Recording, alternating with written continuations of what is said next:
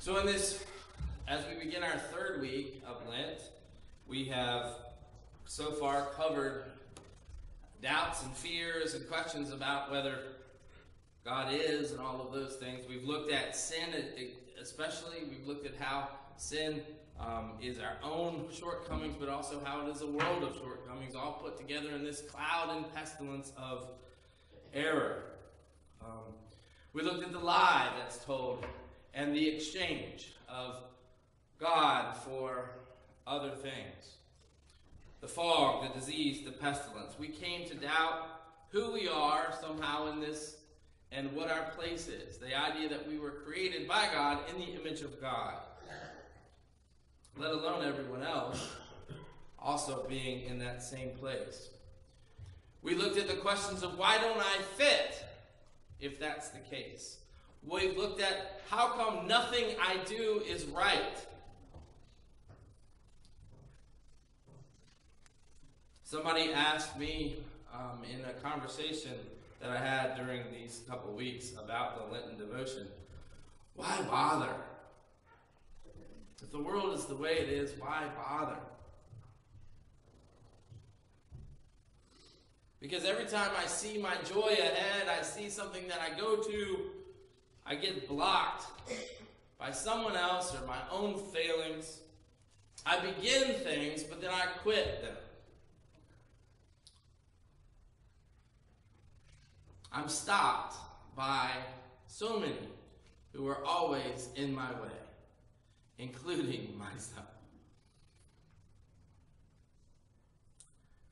It's like the beginning of "Oh Brother, Where Art Thou?" when George Clooney and them are on that handcart thing with the old blind prophet. And he tells them about all the obstacles that are in his path, and that they will not get the treasure that they seek. And I think Delmar at some point says, I thought we weren't going to get the treasure on account of our obstacles. But somewhere in the midst of all that fog and disease and pestilence and death and obstacles, we hear a voice. And that voice takes many different shapes.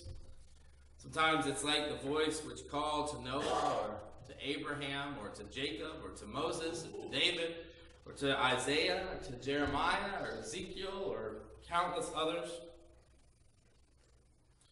This voice has come with a mark that said it would never abandon and offer protection.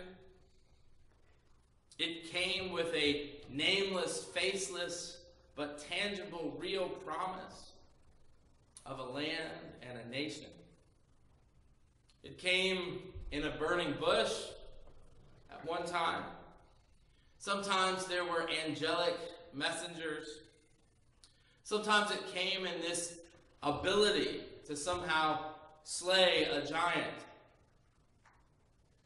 Sometimes it came with walls that fell as the trumpets sounded.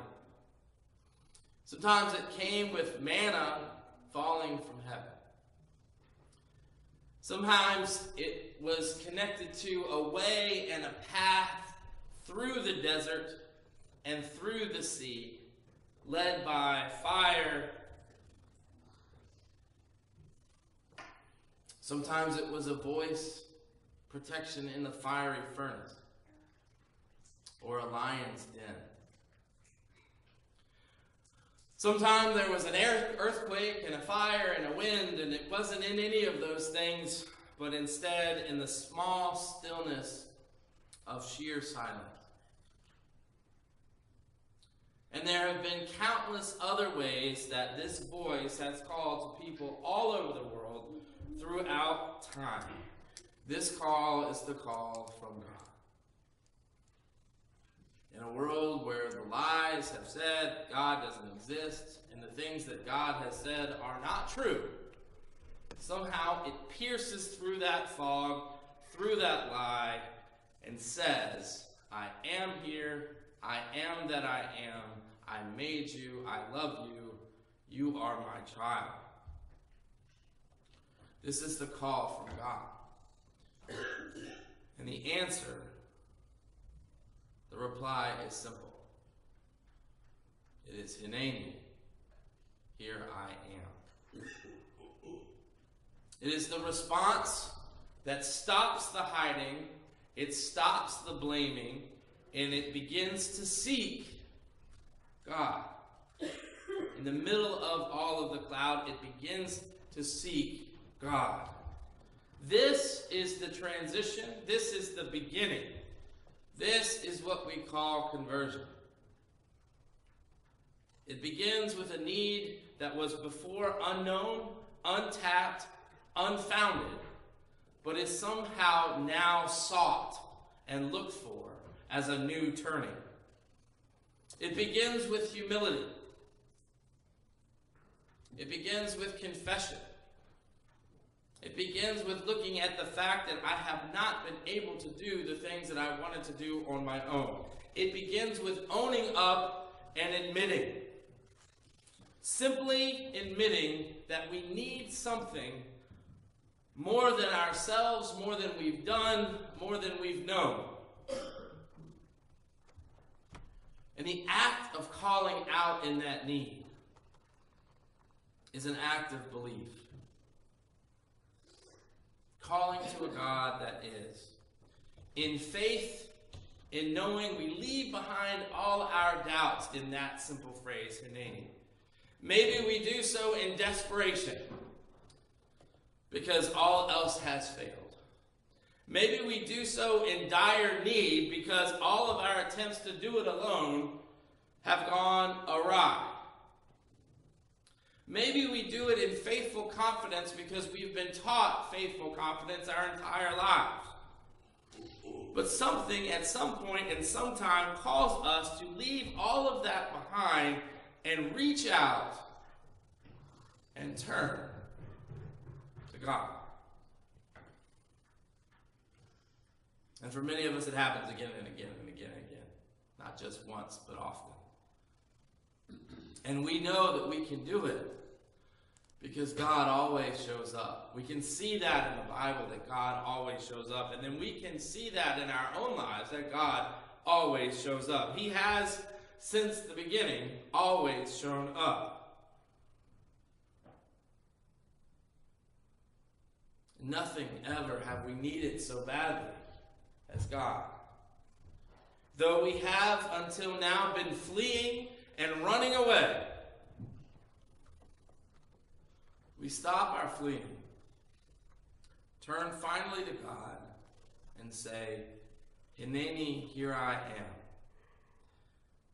We know that we can turn now, that He is there because the Bible tells us so, and shows us over and over again, time and time again. Look at the Old Testament lesson, and you will hear Him calling out to Israel. Isaiah 41, verse 8 through 13. But you, Israel, my servant, Jacob, whom I have chosen, you descendants of Abraham, my friend, I took you from the ends of the earth, from its farthest corners I called you. I said, you are my servant. I have chosen you and have not rejected you. So do not fear, for I am with you. Do not be dismayed, for I am your God. I will strengthen you and help you. I will uphold you with my righteous right hand. All who rage against you will surely be ashamed and disgraced. Those who oppose you will be as nothing and perish. Though you search for your enemies, you will not find them. Those who wage war against you will be as nothing at all, for I am the Lord your God, who takes hold of your right hand and says to you, do not fear, I will help you. This is quite a promise in the word of our Lord.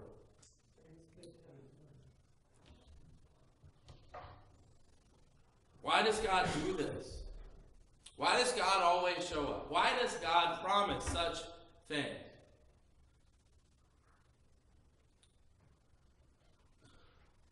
Simple. It's because you matter to Him. Who you are and and what you do matters. It matters like you wouldn't believe it matters. It matters to God. It matters. You matter. You each matter. Look at how much you matter.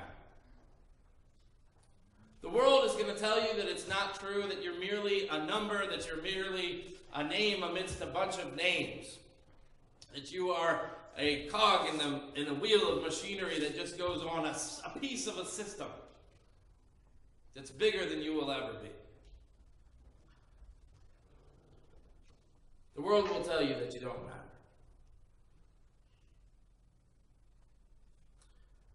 But that voice in that cloud of sin that calls to you individually, and it is so strong, and it says, no, you do matter. The world may say you don't. The world may say that no one cares anyway. Why bother? God calls out to you in the midst of that cloud and says, no, you do matter. Even in your doubts, you matter. Even in your suffering, you matter. Even in your wondering, you matter. Even in your questioning why, you matter. Even in your wandering far, you matter. In your pain, you matter. In your failed attempts again and again and again, you still matter. It doesn't matter how many times you've lost. It's you that matters.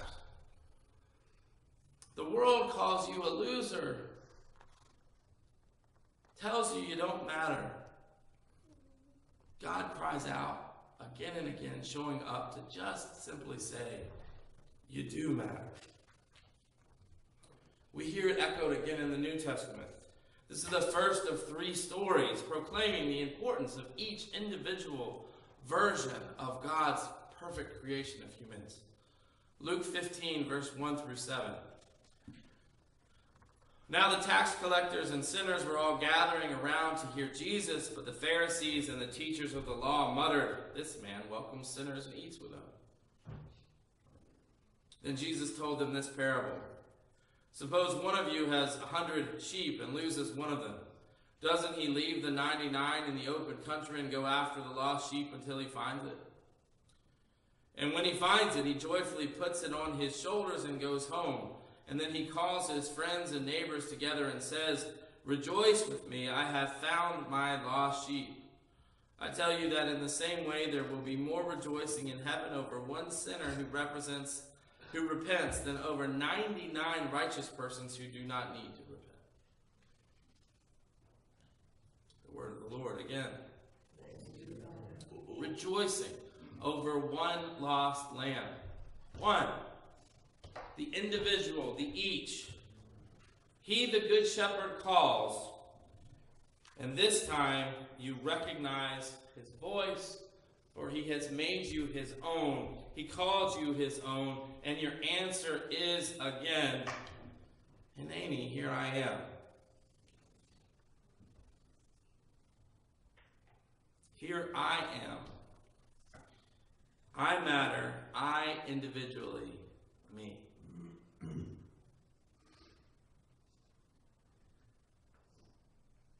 In all of my years of teaching, there is not one lesson that I tried to teach that was any more important than that one. It was the beginning of anything that I've ever done. I wish that we would spend so much more time there than we do everywhere else, on the notion that we are each created by God individually to be what he created us to be. And even when we fall short again and again, he calls out and says, "No, you're still that. You're still what I made you to be. You are still mine." You can run away. You can hide. You can blame others for this, that, and everything else. But the truth of the matter is, I made you and you are mine, and that's why you matter.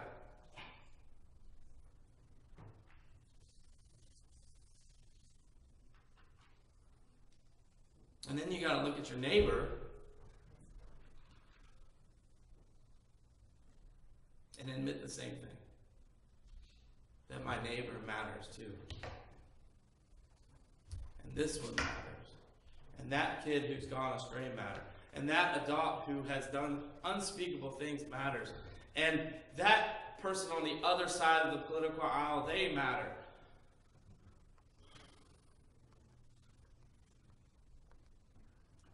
And that person standing in my way that doesn't let me get to where I want to go, that they matter too.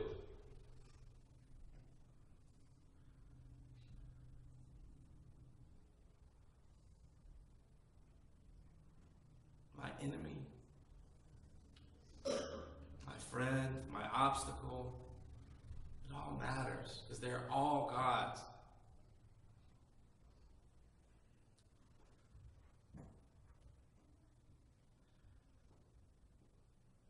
In our world, we argue over who matters and who doesn't.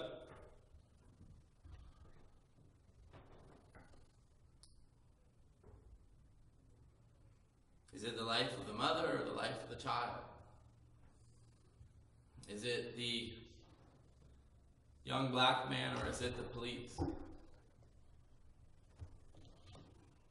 Is it black lives? Is it all lives?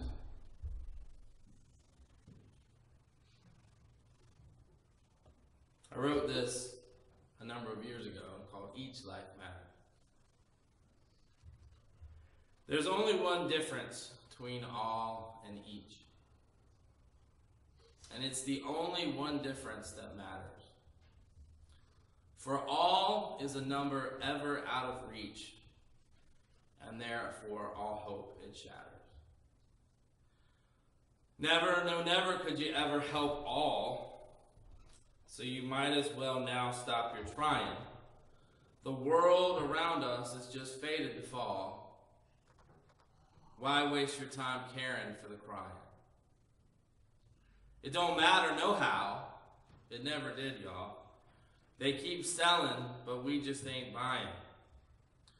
No life's just a clock, and all its tick and its talking. It's just the music that plays while we're dying.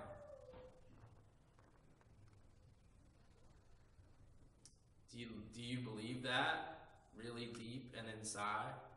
Have you never touched anyone's soul? Can you honestly say that you've never felt pride in making another broken soul whole?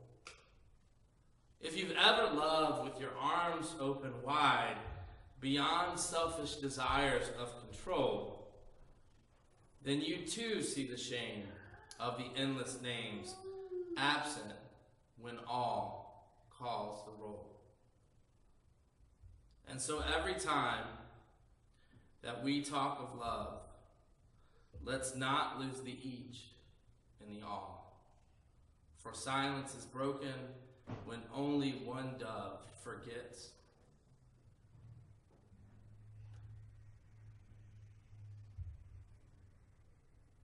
That his voice is too small. Silence is broken when only one dove forgets that his voice is too small. None of us are too small to make a difference in one person's life.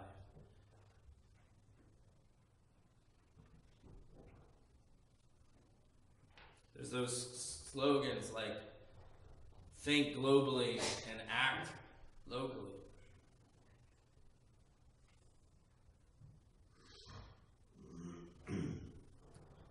Maybe our perspective is a little bit too big. I like the act locally, but thinking locally is good as well. Jesus says, love your neighbor. One. Love one. Care for one. Give your life for one. That's what love is. We matter. And so we must. We matter, and so we must. Knowing that we matter means that we have to see through the clouds, see through the disease of sin around us, and find that voice of God calling to us, figuring out what it is our place to do. Where is our spot to love? Where is the thing that we can put ourselves into?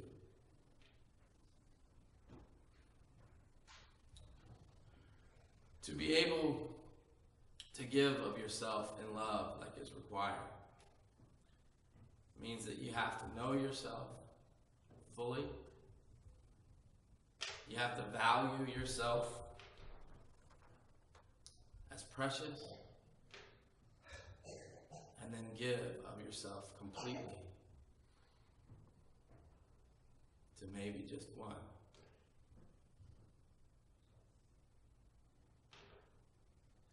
It's a good place to start. But even we can take a step back from that place to start and just simply acknowledge the fact that you've been called and that you're waiting for God to give you that next step.